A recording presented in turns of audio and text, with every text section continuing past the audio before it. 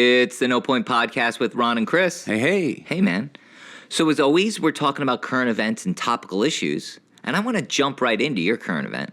Oh, good. I wasn't sure if we were going to get to it. Oh, we're going to get to it.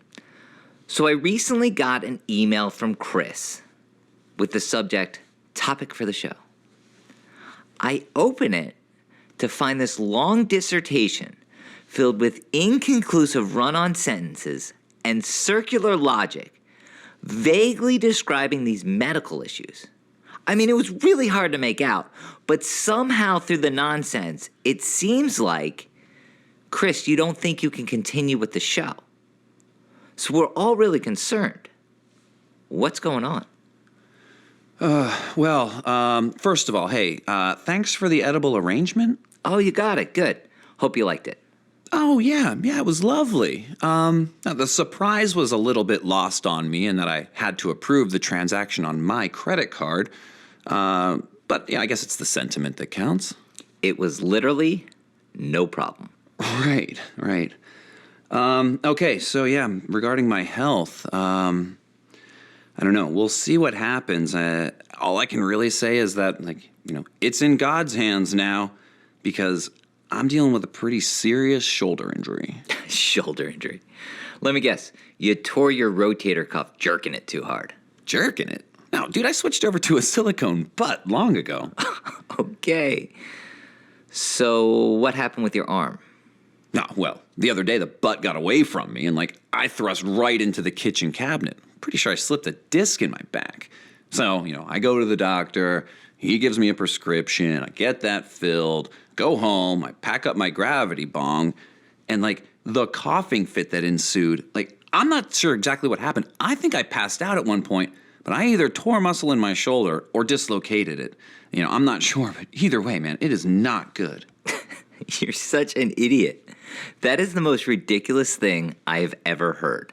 Yeah, I know. I was a little embarrassed about the coughing too, but I spoke to my physical therapist about it. He gave me some info, so hopefully that helps. Oh shit, you're seeing a therapist? Oh yeah. Oh, sorry, man. I didn't realize it was that serious. So, what kind of information did you get? Well, it was pretty basic stuff, right? It was hey, take smaller hits, clean your bowl more often. Oh, I was told this a bunch of times, hey, smoke better weed, bro. You're getting that from your physical therapist.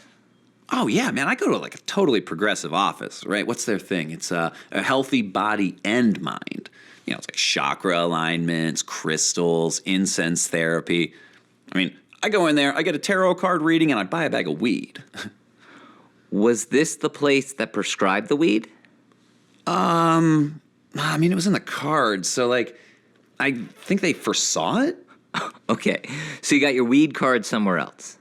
Yeah, I got that from the doctor when I fucked up my back, and that's when I started going to this place for physical therapy.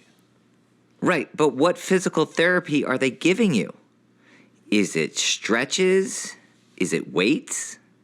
I'm physically talking to Guy, and they're physically weighing it. Wait, Guy? That's what you call your doctor? Oh, dude, no. Guy doesn't have any degrees. But, he knows more than anyone else I've ever spoken to about vape batteries, weed strains, CBDs, vinyl records. Oh, yeah, he's an incredible steel drum player.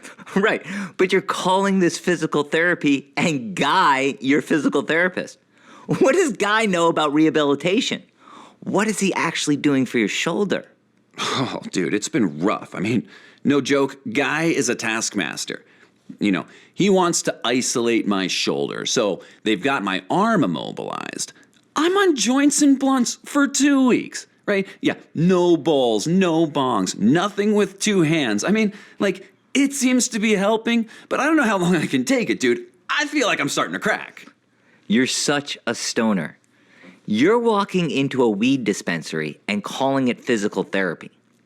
And just because some guy's playing head, shoulders, knees, and toes on the steel drums, poorly, I assume. Okay, yeah, that's subjective, dude, and he fucking nailed them bones. Right, but that's not how you choose a medical provider. Seriously, how stoned are you getting?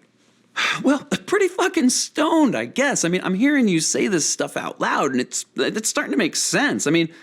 Am I seriously taking medical advice from some guy in dreads and a fucking hemp poncho? Dude, you gotta know your limits. You gotta learn to crawl before you walk. Man, I learned that in college. Oh, would you pass out and get teabagged? No, that was when I learned when to mix Coke and alcohol. Okay. Did you want to get teabagged? No. This is a weed lesson. This is about getting too high. You should listen up. Oh, okay. So it's the first night of college, and I get so high, I start giggling. One guy says, "Hey, you're laughing like a leprechaun." The next guy says, "Ha, lucky the leprechaun." Then for 4 years straight, I'm known strictly as Luck Dog. I found out years later, nobody actually knew my name. Students, faculty, staff, hell, my diploma says Luck Dog. Okay, dude, you've got to be shitting me here. I mean, somebody had to know your name. No, seriously, my roommate of 4 years had to call me to ask me my name because his fiance wouldn't let him put Luck Dog and guest on the invitation. That's crazy. But okay, what is your name? I mean, you introduced yourself as Ron, but I know that's not it. Well, Ron is one of my many aliases. I think legally I can go by 7 names. Oh, okay, but by birth, what's on your birth certificate? Well, which one? Because Luck Dog's got some serious legal issues. He's wanted for drug trafficking. Drug trafficking, really? Yeah, he was a major player in the Myrtle Beach area. Damn. You remember when we got our first QP? It seemed like that bag was never going to end. QP. For a certain period of time, Luck Dog was supplying both the black and Latino communities throughout the Grand Strand. From Garden City to North Myrtle, Luck Dog was moving weight.